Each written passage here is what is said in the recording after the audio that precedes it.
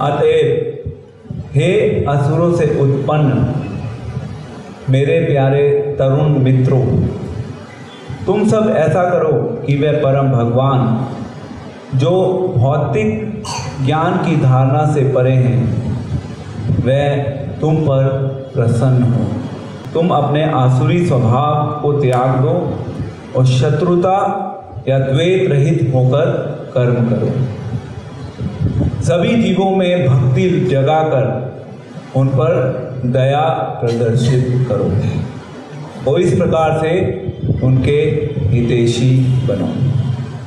तो भक्त प्रहलाद हम सभी के लिए प्रेरणा के बहुत महत्वपूर्ण स्रोत हैं। यदि हम श्रील प्रभुपाद के जीवन की बात करें तो श्रील प्रभुपाद ने भक्त प्रहलाद से बहुत प्रेरणा ली और उस प्रेरणा को लेकर ही श्रील प्रभुपाद ने प्रचार का कार्यक्रम शुरू किया। तो जिस प्रकार से प्रहलाद महाराज जब छोटे से थे, 5-6 साल के बालक, तभी से प्रहलाद महाराज ने प्रचार करना शुरू कर दिया। तो कल हमने चर्चा करी थी किस प्रकार से हिरण्यकशिपु ने आतंक मचाया हुआ था और जो प्रहलाद थे, प्रहलाद स्वयं अडिग होकर विष्णु की भक्ति में पूर्णतया तल्लीन थे और हिरण्यकशिपु ने अलग अलग प्रयास करने शुरू कर दिए थे प्रहलाद को मारने के। यहाँ तक हमने कल चर्चा करी थी। उसके बाद जो षंड एवं अमृत थे, जो गुरु थे प्रहलाद के, वो भी अपने लेवल पे प्रयास करने में लगे हुए थे कि किसी तरह से ये जो प्रहलाद है, जिसकी बुद्धि अभी क्या बोलते सुबुद्धि जो है, सुबुद्धि, इसकी किस प्रकार से हम बुद्धि को दुर्बुद्धि में परिवर्तित करें, यानी कि उसको किस प्रकार से इस संसार में लिप्त करने के लिए उसको ट्रेन किया जाए। किस प्रकार से इस संसार में इस संसार में कुछ भी यदि हमें करना है तो उसको करने के लिए 2 चीजें बहुत महत्वपूर्ण हैं। एक है हमारी इच्छा, यदि हम इस संसार की वस्तुओं को एंजॉय करना चाहते हैं तो एक हो गई इच्छा, और दूसरा उस इच्छा को पूरा करने के लिए हमें बस कुछ नेसेसरी रिसोर्सेज भी होने चाहिए। अब प्रहलाद के केस में प्रहलाद के पास सारे रिसोर्सेज तो थे, बट रिसोर्सेज के साथ साथ टैलेंट की भी आवश्यकता होती है, स्किल्स, क्योंकि हिरण्यकशिपु जो था वो चाहता था कि प्रहलाद पूरे संसार के ऊपर शासन करे, वो एक एक्सपर्ट कूटनीतिज्ञ राजा बने, एक्सपर्ट हो जाए। वो जो षंड एवं अमृत थे वो अपने लेवल पे सभी प्रयास करने में लगे हुए थे, उन्होंने हार नहीं मानी थी। तो जब भी उनकी क्लास ओवर होती थी, क्लास ओवर हो गई, षंड अमृत घर चले गए, बच्चे मिलते रहते थे आपस में, और जो प्रहलाद थे वो अवसर ढूंढते रहते थे कि किस प्रकार से इन बालकों को कृष्ण भक्ति के पथ पर अग्रसर किया जाए, उनको ट्रेनिंग दी जाए।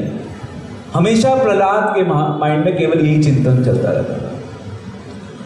इस श्लोक में भी प्रहलाद इसी चीज के बारे में बात कर रहे हैं, जो श्रील प्रभुपाद ने हम सभी के लिए एक बहुत महत्वपूर्ण कार्यभार जो श्रील प्रभुपाद ने हम सभी को दिया है, वो क्या है?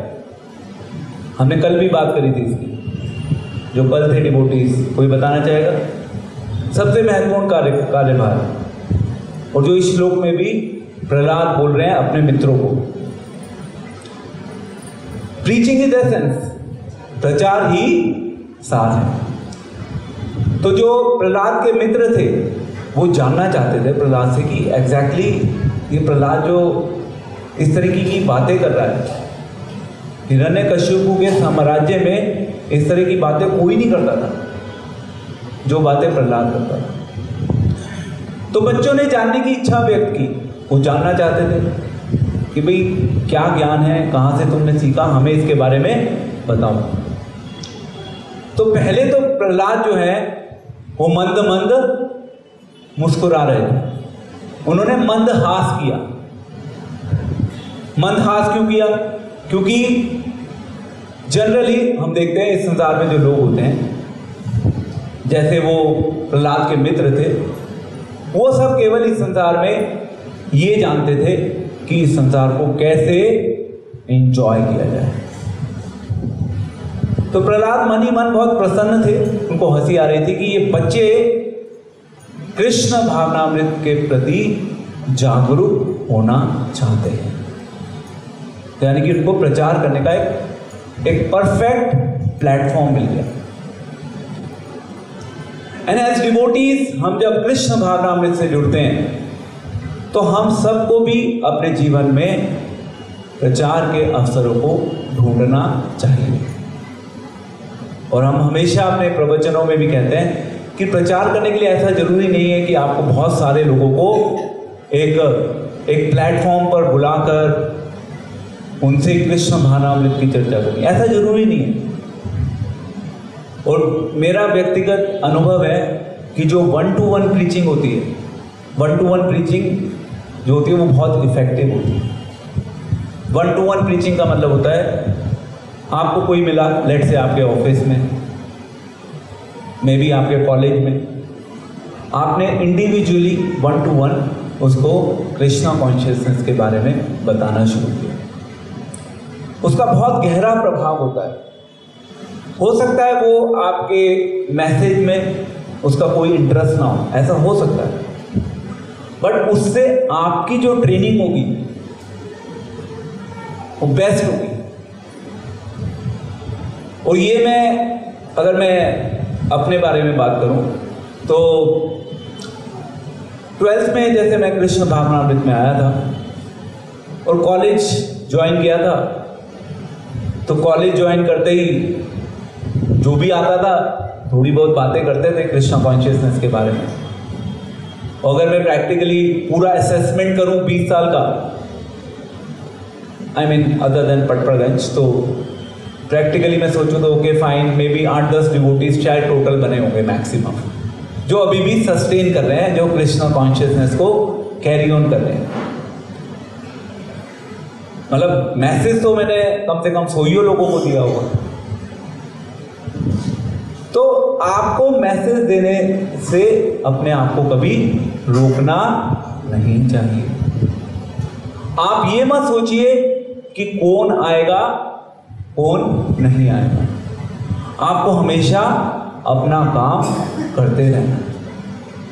आप अपने कार्य पे अडिग रहो, लगे रहो, करते रहो, करते रहो, करते रहो। लोग आगे आए या ना आए, लोग आपके मैसेज में रुचि रखें या ना रखें, आपकी अंडरस्टैंडिंग रिफाइन होती थी। आपकी जो पकड़ है कृष्ण भावनामृत का जो सिद्धांत है, उसके ऊपर आपकी पकड़ स्ट्रांग हो जाए। अल्टीमेटली हम सबको यही चाहिए। सो प्रहलाद महाराज ने उपदेश देना शुरू किया और 6 चैप्टर से प्रहलाद महाराज बोलना शुरू कर रहे। और प्रचारक के लेवल पे एक जो सबसे महत्वपूर्ण चीज होती है, जब प्रचारक इस संसार के लोगों को कृष्ण भावनामृत का उपदेश देना चाहता है, कृष्ण भावनामृत की शिक्षा देना चाहता है, सबसे महत्वपूर्ण चीज क्या है? बहुत सारी हो सकती हैं, आप कुछ एग्जाम्पल देना चाहिए। लेट से आप प्रचारक बन गए, आपको कहीं प्रवचन देने का अवसर मिले, तो सबसे महत्वपूर्ण चीज आपसे क्या अपेक्षा की जाएगी? एक महत्वपूर्ण चीज प्रचारक के लेवल पे जो प्रचारक से अपेक्षा की जाती है कि प्रचारक को एक अच्छा फॉलोअर होना चाहिए। फॉलो करना चाहिए ना उसे। जब वो खुद फॉलो करेगा तो उसकी बात में शक्ति होगी, प्रभाव होगा। तो खुद फॉलो करना बहुत महत्वपूर्ण है। And most important another point, दया की भावना, दूसरों की सहायता करने की हृदय में भावना होनी चाहिए कि यस मैं इसको हेल्प करना चाहता हूँ। और वही दयालु भावना प्रहलाद महाराज के हृदय में थी जब वो अपने फ्रेंड्स को प्रीच कर रहे थे। प्रहलाद ने सबसे पहली शिक्षा जो दी, सबसे पहली शिक्षा 6th चैप्टर में दे रहे हैं प्रहलाद। वो कह रहे हैं कि कौमार आचरेत प्राज्ञो। सबसे पहली जो शुरुआत हो रही है उपदेश की प्रहलाद महाराज की ओर से अपने फ्रेंड्स के बीच में, वो कह रहे हैं कि कौमार एक मनुष्य को छोटी आयु से ही अपने जीवन में कृष्ण भावनामृत का अभ्यास कृष्ण भावनामृत का अभ्यास करना शुरू कर देना चाहिए। तो सबसे पहली शिक्षा दी है कि शुरू से ही कृष्ण भावनामृत का अभ्यास कर देना शुरू कर देना चाहिए। अब वो बच्चों को बता रहे हैं तो बच्चों को सबसे पहली शिक्षा तो यही देनी होगी कि भाई इसमें आयु का कोई मापदंड नहीं है। जब आपको पता चले, जहां भी आपको अवसर मिले, अपने जीवन में कृष्ण भक्ति स्वाभाविक रूप से शुरू कर दीजिए। और फिर वो कहते हैं कि जो भक्ति है, भक्ति स्वाभाविक है। भक्ति स्वाभाविक है, इसका क्या अर्थ हो गया? भक्ति स्वाभाविक होती है, इसका अर्थ ये होता है कि ऐसा नहीं है कि आप कहें कि भक्ति करने में मेरा इंटरेस्ट है इसलिए मैं भक्ति कर रहा हूँ। कई बार ऐसे लोग आते हैं ना सोसाइटी में, वो कहते हैं ठीक है आपका इंटरेस्ट, आपका रुझान भक्ति करने की ओर आगे लग गए आप, क्योंकि आपका इसमें इंटरेस्ट था इसलिए आपने करना शुरू कर दिया। तो भक्ति जो है वो केवल इंटरेस्ट का विषय नहीं है। हम अपने जीवन में भक्ति का अभ्यास केवल इसलिए नहीं करते क्योंकि हमें भक्ति करना अच्छा लगता है। हमें भक्ति इसलिए करनी है क्योंकि ये मनुष्य जीवन का धर्म है। भक्ति करना हमारा धर्म है। भक्ति केवल इंटरेस्ट का विषय नहीं है। दूसरे शब्दों में भक्ति करना हमारा कर्तव्य है। कर्तव्य कभी भी हमारे इंटरेस्ट के ऊपर डिपेंडेंट नहीं होता।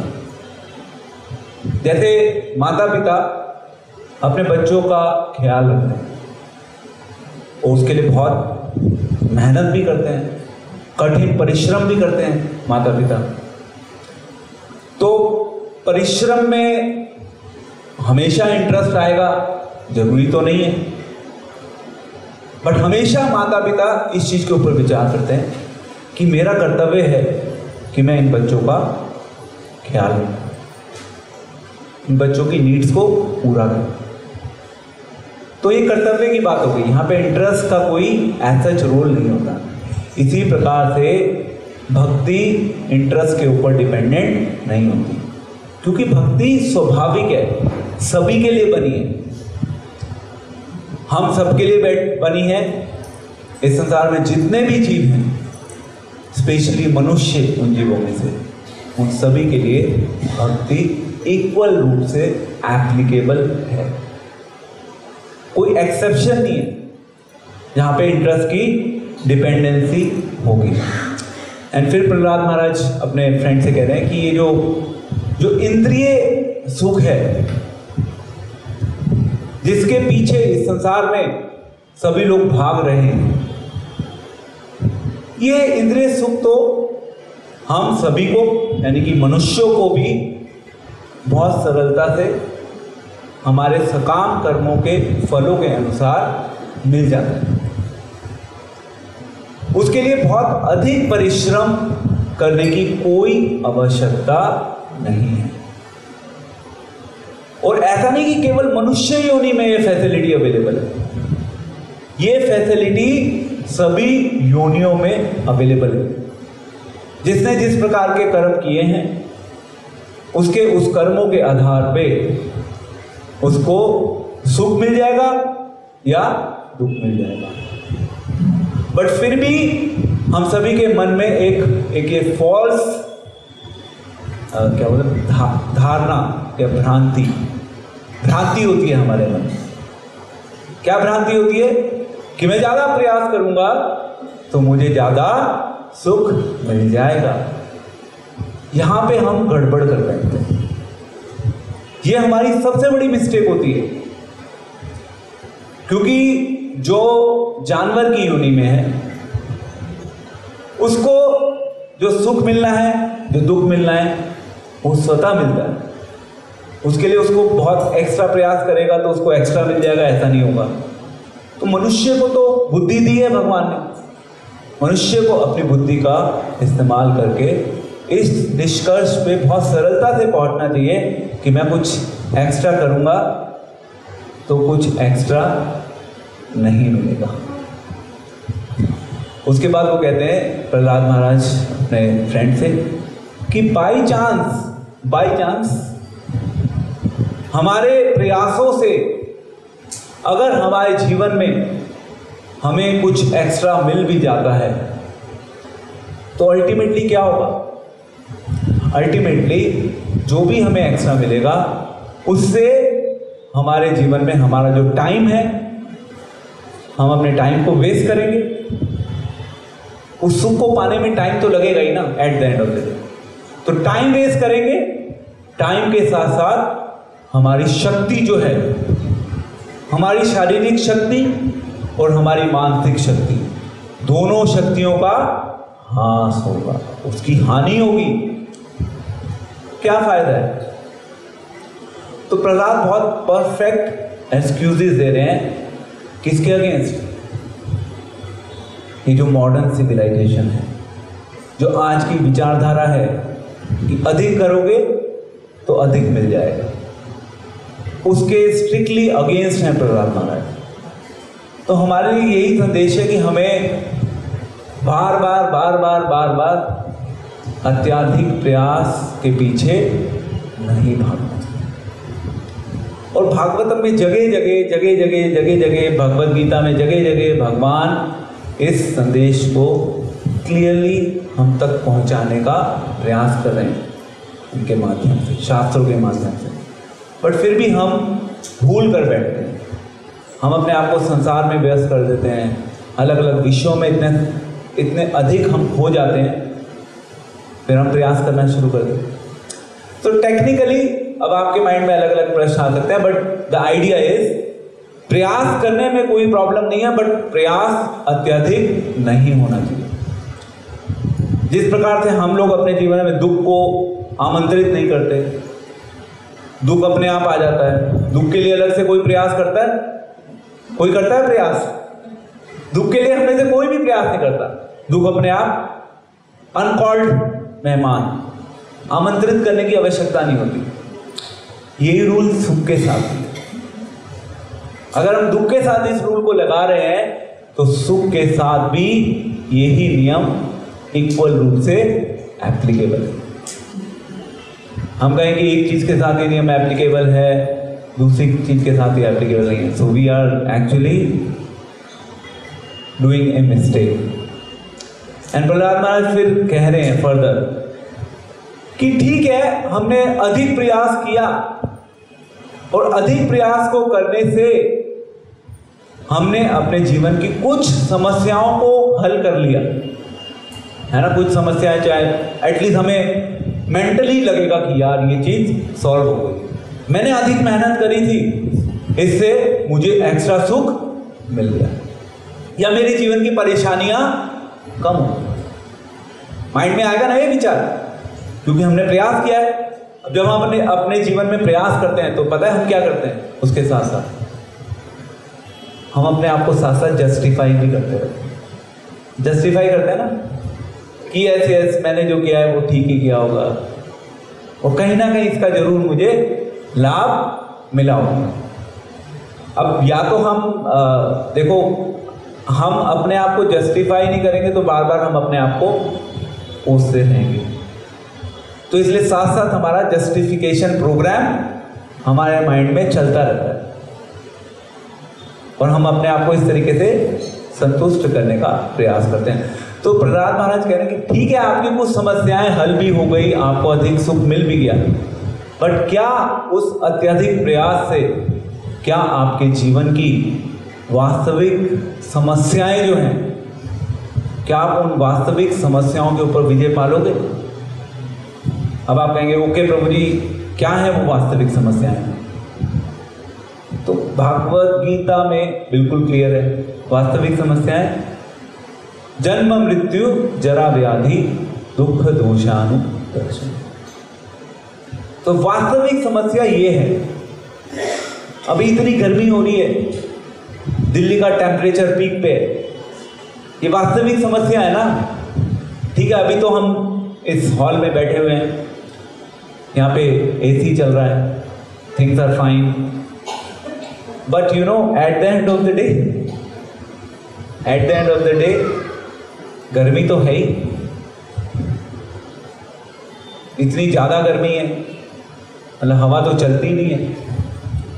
So it's a problem in itself. ये वास्तविक समस्याएं हैं, ये भौतिक संसार में ये जो समस्याएं हैं, इस भौतिक संसार में ये समस्याएं इनबिल्ट हैं। आप भौतिक संसार से इन समस्याओं को अलग नहीं कर सकते। इनको बोला जाता है वास्तविक समस्याएं जीवन की। तो वास्तविक समस्याएं कैसे सॉल्व होंगी? आपने कुछ ऊपर नीचे जुगाड़ किया, थोड़ा बहुत चीजों को सेटल कर लिया, वास्तविक समस्याएं सॉल्व नहीं हो पाएंगी। धन प्रहलाद महाराज कह रहे हैं कि ये धन है, धन, जिस धन से हम सभी का बहुत गहरा आकर्षण है, हम सभी का बहुत लगाव है धन से, इस धन के साथ एक सबसे बड़ी विडंबना पता है क्या है? इस धन में एक्चुअली जो हमें टेस्ट मिलता है इस धन से, जो हनी होता है, हनी, शहद, अमृत, हमें ऐसा लगता है कि धन में अमृत से भी अधिक रस है। और स्पेशली जब हम गृहस्थ जीवन में होते हैं, तो गृहस्थ जीवन में रहते हुए हमारी धन से आसक्ति बढ़ती ही रहती है। अल्टीमेटली हमारा धन जो है वो क्या कर पाएगा, कितना कर पाएगा, कहाँ तक कर पाएगा? हर चीज एक सीमा में ही काम कर पाएगा। एक सीमा के बाद इस भौतिक संसार में सभी चीजें, सभी संबंध काम करना बंद कर देते, सब कुछ काम करना बंद कर देता, सब कुछ हॉल्ट पे आ जाता। ये भौतिक संसार का स्वभाव है। फिर प्रहलाद महाराज कह रहे हैं कि हम सभी को बहुमूल्य समय मिला है। नो डाउट इस भौतिक संसार में बहुत सी प्रॉब्लम्स हैं, और ये जो मनुष्य जीवन है, ये जो मनुष्य शरीर है जिसका चोला लेकर हम सब बैठे हुए हैं, हमें पता है कि ये मनुष्य शरीर भी नाशवान है, खत्म हो जाएगा समय के साथ ये मनुष्य शरीर, बट फिर भी यही सबसे ज्यादा कंड्यूसिव प्लेटफॉर्म है जिसमें हम सब लोग भक्ति का अभ्यास सरलता एवं सुगमता के साथ कर सकते हैं। ये एक सबसे बड़ी उपलब्धि है जो प्रैक्टिकली हम सभी को इस जीवन में मिल गई। तो क्योंकि ये मनुष्य शरीर बहुमूल्य है, इस मनुष्य शरीर से जुड़ा हुआ जो हमारा समय है, हमारा समय भी बहुमूल्य अपने आप हो गया। तो आज मैं ऐसी कैलकुलेशन कर रहा था समय के ऊपर, तो आई वाज जस्ट थिंकिंग, मतलब मैं अपने फ़ोन में कैलकुलेटर मैंने निकाला, I was just looking at the seconds कि हमारे जीवन में हमारे पास सेकेंड्स इन टोटल कितने हैं। अगर आप एक व्यक्ति की एवरेज एज 70 ईयर्स लेके चलते हैं, इन बिटवीन 60 to 70 ईयर्स, तो टोटल सेकेंड्स जो हैं वो हैं 200 करोड़। 200 करोड़ सेकेंड है। अब आप कहेंगे 200 करोड़ तो बहुत बड़ा नंबर है, बट प्रहलाद महाराज भी कह रहे हैं, प्रहलाद महाराज कह रहे हैं ठीक है ओके। प्रहलाद महाराज ने जो एज बताई है, प्रहलाद महाराज 100 ईयर्स की बात कर रहे हैं, मैंने जो कैलकुलेशन दी है वो 70 ईयर्स की दी है। वो कह रहे हैं ठीक है, एवरेज एज औसत आयु 100 ईयर्स है।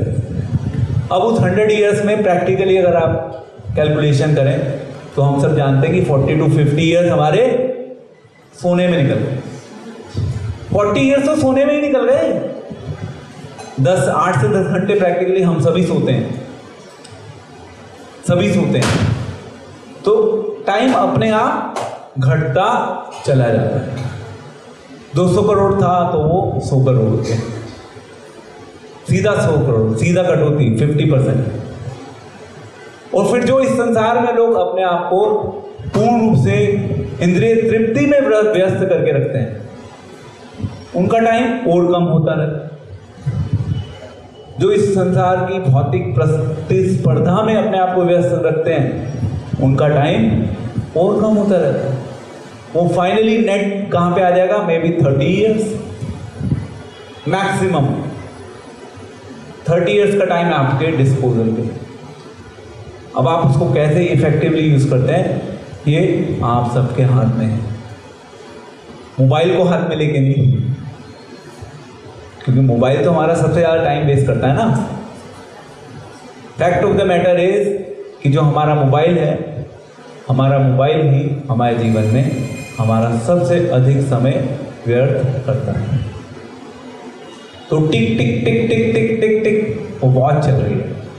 वो करोड़ कब 10 करोड़ हो जाएंगे, कब वो 5 करोड़ हो जाएंगे, कब वो 1 करोड़ हो जाएगा, हमें पता नहीं चलेगा। लाइफ हमारी ऐसे ही खत्म हो जाएगी।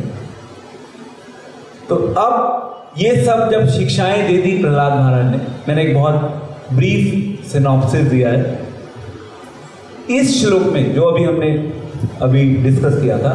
इस श्लोक में प्रहलाद महाराज फिर प्रार्थना कर रहे हैं, फिर वो एडवाइस दे रहे हैं अपने मित्रों को। वो कह रहे हैं कि तुम अपने जीवन में कुछ ऐसा कार्य करो जिससे कि भगवान आप सभी से प्रसन्न हो। दूसरे शब्दों में, आपके ऊपर भगवान की कृपा हो।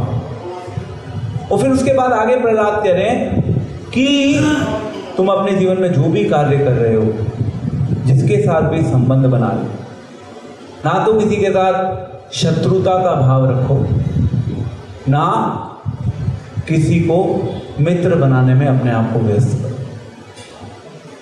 अगर कुछ करना है इस संसार में, तो इस संसार के लोगों को कृष्ण भावनामृत का प्रशिक्षण दो। ये प्रहलाद महाराज एडवाइस कर रहे हैं। अब आप देखिए, प्रहलाद महाराज जो इतनी एडवर्स सिचुएशंस में कृष्ण भक्ति का अभ्यास कर रहे हैं, फिर भी वो केवल कृष्णा कॉन्शियसनेस के एक्सपेंशन के बारे में सोचे।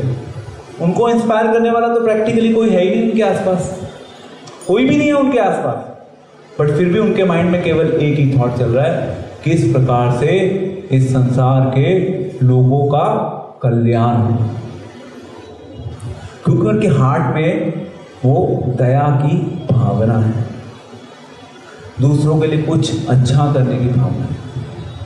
हम जब वेलफेयर की बात करते हैं, सोशल फिलैंथ्रोपिक कार्यों की बात करते हैं, अल्टीमेटली वो सभी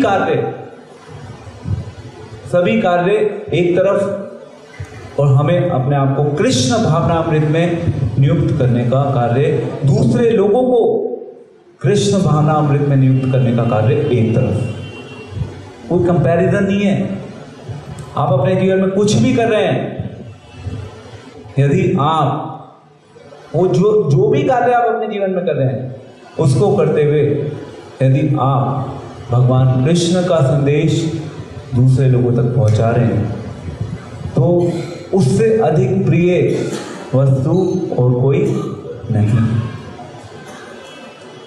यही मैसेज भगवान कृष्ण का भगवत गीता में भी है। और भागवतम के इस श्लोक में प्रभुपाद प्रभुपाद लिख रहे हैं, उपदेश देना, प्रचार करना भगवान की सर्वोत्तम सेवा है। सर्वोत्तम सेवा, छोटी मोटी सेवा नहीं। अब आप कहेंगे क्या प्रभु जी फिर सेवाओं में डिफरेंशिएशन होता है? देखिए, एक स्तर पे डिफरेंशिएशन नहीं होता, बट यस, भगवान को कुछ चीज़ें अधिक प्रिय लगती हैं, कुछ चीज़ें ठीक है भगवान एक्सेप्ट करते हैं, भगवान को प्रिय वो भी लगती हैं, पर कुछ चीज़ें अधिक प्रिय लगती हैं।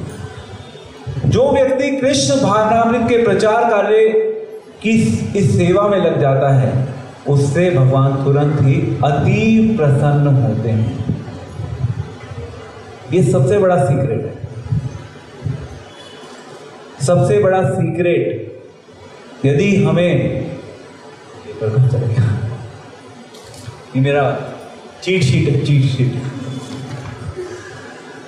तो सबसे बड़ा सीक्रेट, यदि हम अपने जीवन में कृष्ण भक्ति में प्रगति करना चाहते हैं, तो वो एक ही है, और वो है प्रचार करो, प्रचार करो और प्रचार करो। इसीलिए श्रील प्रभुपाद ने कहा, प्रीचिंग इज एसेंस। यही प्रहलाद महाराज ने किया, यही चैतन्य महाप्रभु ने किया। और इनफैक्ट अगर आप रूप गोस्वामी का जो प्रणाम मंत्र है, उसमें आता है, श्री चैतन्य मनोभीष्टम स्थापितम येन भूतले। यानी कि मनोभीष्ट, मनोभीष्ट का मतलब कोई बताएगा?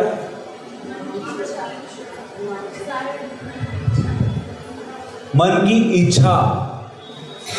क्या चाहते थे चैतन्य महाप्रभु? उस चीज को रूप गोस्वामी ने स्थापित किया। स्थापितम येन भूतले स्वयं रूप गदामयम ददाति स्व पदान्तिकम। तो मनोभीष्ट समझना होगा चैतन्य महाप्रभु। तो चैतन्य महाप्रभु का यही मनोभीष्ट है। इसके तात्पर्य में प्रभुपाद लिख रहे हैं, यारे देखो तारे कहो कृष्ण उपदेश आमार आज्ञा होए तारे उपदेश। तो चैतन्य महाप्रभु ने हम सभी के ऊपर एक बहुत बड़ी रिस्पॉन्सिबिलिटी छोड़ी, हमारे कल्याण के लिए, अपने लिए नहीं, हमारे कल्याण के लिए रिस्पॉन्सिबिलिटी छोड़ी हुई। जारे देखो तारे कहो कृष्णेर उपदेश। अब यदि आप किसी को उपदेश देना चाहते हैं, यहाँ पे फर्दर जो एडवाइस दे रहे हैं प्रहलाद, वो कह रहे हैं कि यस, आपको दूसरे लोगों को कृष्ण भावनामृत में आगे बढ़ने के लिए प्रेरित करना है। बट यदि आप किसी को आगे बढ़ाना चाहते हैं कृष्ण भावनामृत में, तो एक कंडीशन ये है कि आप डिफ्रेंशिएट नहीं करोगे, आप इस चीज में भेद नहीं करोगे कौन अमीर है कौन गरीब है, कौन छोटा है कौन बड़ा है, कौन गोरा है कौन काला है। इस भेद को करने की कोई आवश्यकता नहीं है। दूसरे शब्दों में, एक प्रचारक जब प्रचार करता है तो वो हमेशा अपने हृदय में समभाव रखता है। वो इसी दृष्टिकोण से प्रचार करता है, क्योंकि हम सभी को कृष्ण भावनामृत की इक्वल नीड है। ऐसा नहीं कि कोई व्यक्ति गरीब है तो उसको ज़्यादा नीड है, अमीर है तो उसको कम नीड है। प्रभुपाद ने रिपीटेडली अपने प्रवचनों के माध्यम से इस चीज को बिल्कुल स्पष्ट किया। कृष्ण भावनामृत केवल अमीरों का या गरीबों का सब्जेक्ट मैटर नहीं है। कृष्ण भावनामृत सभी के लिए बना है, हम सभी के लिए कृष्ण भावनामृत है। क्योंकि शारीरिक स्टेटस क्या है हमारे, वो सब महत्वपूर्ण नहीं है। हमने कितनी शिक्षा प्राप्त की हुई है, ये भी महत्वपूर्ण है। हम कितने बुद्धिमान हैं, ये भी महत्वपूर्ण नहीं है। हम इसके ऊपर विचार करना शुरू करें क्योंकि हमारी लाइफ में टाइम कम है, ये भी महत्वपूर्ण नहीं है। सभी के लिए है, इक्वली एप्लीकेबल। तो ये शिक्षा दे रहे हैं प्रहलाद, कह रहे हैं कि प्लीज सबके साथ समान व्यवहार करते हुए, सबको एक दृष्टिकोण से देखते हुए कृष्ण भावनामृत का प्रचार करो। यही गीता में कृष्ण 18 चैप्टर में कह रहे हैं। कृष्ण कह रहे हैं कि मुझे उससे अधिक प्रिय और कोई भक्त नहीं लगता। अब जब इस प्रकार से शिक्षा दे रहे थे प्रहलाद महाराज, तो प्रहलाद ने कहा कि ये जितना भी ज्ञान मैंने तुम्हें दिया है, ये ज्ञान मुझे प्राप्त हुआ है किससे? नारद से। नारद जी जो कि नारायण के शुद्ध भक्त हैं, नारायण ने ये ज्ञान दिया नारद को और नारद ने ये शिक्षा मुझे दी।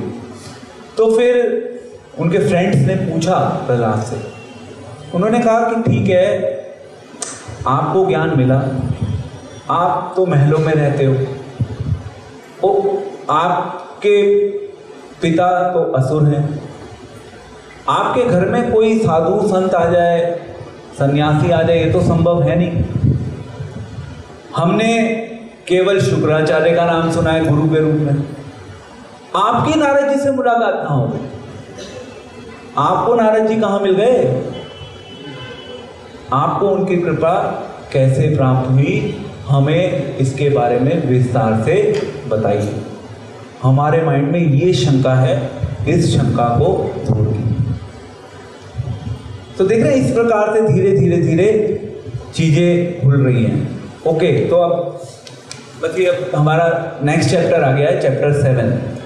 चैप्टर 7 में किस प्रकार से, चैप्टर 7 का नाम है प्रहलाद महाराज ने गर्भ में, माता के गर्भ में, केयादू के गर्भ में रहकर शिक्षा प्राप्त की थी नारद जी से। तो हिरण्यकशिपु के बारे में जब हमने सुना था परसों, तो उस समय हमने चर्चा की थी कि हिरण्यकशिपु मंदरांचल पर्वत की ओर गया था बहुत गहन तपस्या करने के लिए, बहुत भीषण तपस्या की। और जब हिरण्यकशिपु तपस्या कर रहा था तो सभी जगह त्राही त्राही मच गई थी। सभी देवतागण बहुत ज़्यादा दुखी हो गए थे, परेशान हो गए थे, उन्हें कुछ समझ नहीं आ रहा था क्या करना है आगे। इतनी खतरनाक, इतनी भयंकर तपस्या हिरण्यकशिपु ने ब्रह्मा जी को प्रसन्न करने के लिए की थी। तो इस प्रकार से जब हिरण्यकशिपु ने तपस्या की, तो जो देवता थे, देवता वो सभी ही बेसिकली असुरों को नष्ट कर देना चाहते थे, क्योंकि हिरण्यकशिपु चला गया था, राजा चला गया था। अब देवताओं के पास एक बिल्कुल परफेक्ट एक अवसर था कि जो असुर हैं, जिन्होंने आतंक मचा रखा है, इन सभी असुरों का नाश कर दिया जाए। तो ये प्लॉट बनाकर देवता आ गए इंद्र की अध्यक्षता में, और उन्होंने असुरों के साथ फाइट करना शुरू कर दिया। अब जब राजा ही ना हो तो प्रजा चाहे कितनी ही शक्तिशाली हो, प्रजा की शक्ति तो काम नहीं करेगी। तो इस प्रकार से जो असुर थे वो डर कर इधर उधर भागने लगे, उनके माइंड में खौफ बैठ गया। उन असुरों में एक थी प्रहलाद की मदर, यानी कि हिरण्यकशिपु की वाइफ, वो उस समय गर्भवती थी, उनके गर्भ में भक्त प्रहलाद थे। तो देवताओं ने सोचा इंद्र की अध्यक्षता में कि ये बिल्कुल परफेक्ट टाइम है, ये जो केयादू है, इसके गर्भ में जो बच्चा पल रहा है, इस बच्चे को हमें अभी ही खत्म कर देना चाहिए, क्योंकि हिरण्यकशिपु असुर है तो ये बच्चा तो महाअसुर होगा, तो और भी बहुत आतंक मचाएगा इस संसार में, तो इसको खत्म कर देना ही बेस्ट है। तो उन्होंने केयादू को पकड़ लिया। और केयादू जो थी वो बहुत निष्पाप थी स्वभाव से, सती थी, वो शुद्ध थी। हालांकि वो एक असुर राज हिरण्यकशिपु की पत्नी जरूर थी, परंतु उसमें कोई पाप नहीं था। तो इस प्रकार से केयादू को खींचकर लेकर जा रहे थे कौन? देवतागण। तो उस समय नारद जी की निगाह पड़ी। फिर नारद जी ने कहा, नारद जी गए देवताओं के पास, उन्होंने कहा कि तुम इसको यहीं पे अभी ऐसे ही छोड़ दो। तो फिर देवताओं ने अपने मन की स्थिति व्यक्त करी नारद जी को। उन्होंने कहा कि भाई अगर हमने इसको छोड़ दिया, अभी हम हिरण्यकशिपु को ही नहीं संभाल पा रहे, कल को इस गर्भ से जो बच्चा निकलेगा हम उसको कैसे संभालेंगे, वो तो महाअसुर होगा। तो फिर नारद जी ने कहा कि तुम्हें चिंता करने की कोई आवश्यकता नहीं है। तुम किस चीज की चिंता कर रहे हो? क्योंकि ये जो गर्भ में बच्चा पल रहा है ये कोई साधारण बालक नहीं है, ये भगवान का शुद्ध भक्त बनेगा।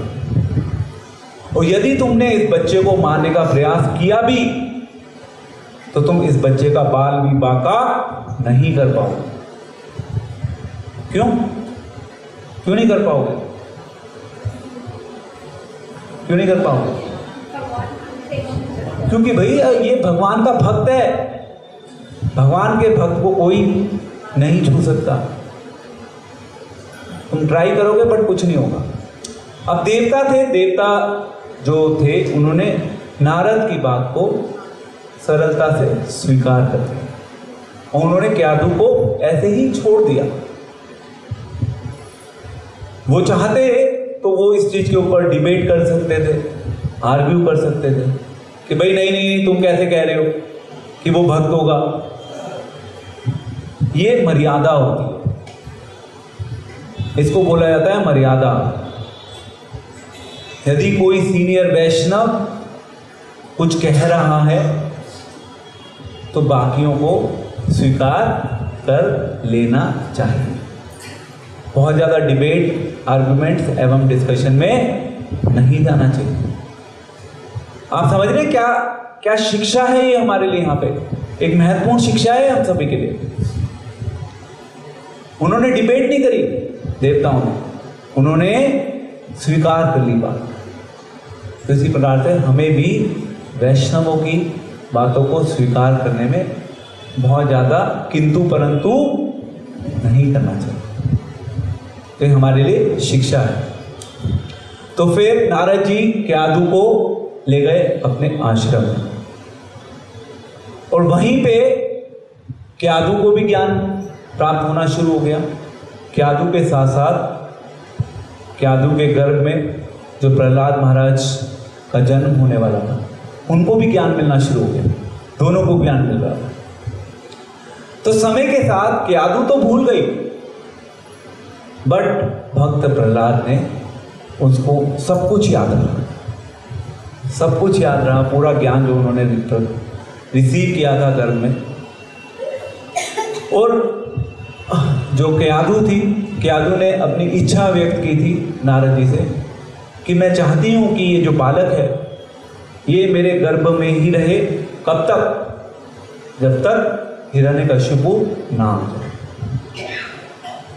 तो इस प्रकार से जो प्रहलाद थे, प्रहलाद ने अपनी माँ के गर्भ में ही आध्यात्मिक ज्ञान प्राप्त करना शुरू कर दिया।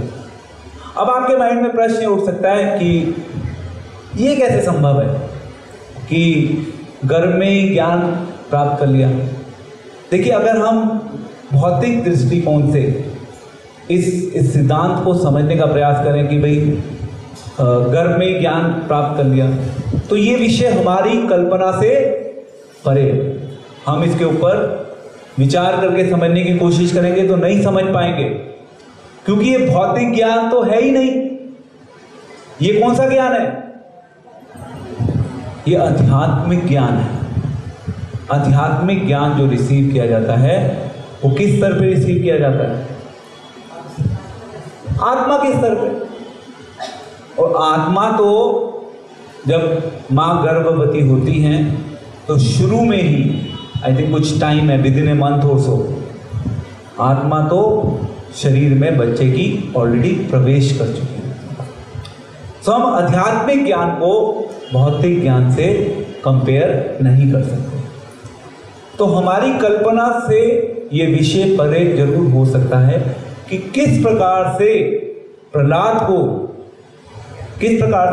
को ये ज्ञान माँ के गर्भ में प्राप्त हुआ। बट आध्यात्मिक जीवन हमारी कल्पनाओं के ऊपर आधारित नहीं होता। आध्यात्मिक जीवन है, इसको समझने के लिए, इसको अपने जीवन में उतारने के लिए हमें आध्यात्मिक स्तर पे ही चीज़ों को समझना होगा, तभी हमें चीज़ें समझ आ पाएंगी। तो ये हमारा विषय जो है डे 3 आज हमने यहाँ पे डिस्कस किया। अब इसी में फाइनल जो आज का विषय है, लास्ट 5 मिनट्स मोर। तो इस प्रकार से जब हिरण्यकशिपु इस प्रकार से जब प्रहलाद ने ट्रेनिंग दी, शिक्षा दी अपने सभी फ्रेंड्स को कृष्ण भावनामृत के बारे में, तो जो षंड एवं अमृत थे वो बहुत परेशान होने लगे, क्योंकि वो जो असुरों के बच्चे थे वो सब भक्त बनने लगे। अब जब वो भक्त बनने लगे तो वो बहुत ज़्यादा परेशान हो गए, दुखी हो गए, भयभीत हो गए। अब क्या होगा? और उन्होंने इमीडिएटली इस चीज का समाचार जाकर दिया हिरण्यकशिपु। उन्होंने कहा कि तुम्हारा बालक प्रहलाद तो इस प्रकार से पूरे समाज में उसने आतंक उठा रखा है, बच्चों के बीच में उसने अभी से ही कृष्ण भावनामृत का प्रचार करना शुरू कर दिया है, पता नहीं कैसी कैसी बेवकूफ़ों वाली वो बातें कर रहा है। अब आपको ही कुछ करना होगा। हिरण्यकशिपु को कहा। हिरण्यकशिपु फिर द्वारा गुस्से में आग बबूला हो गया।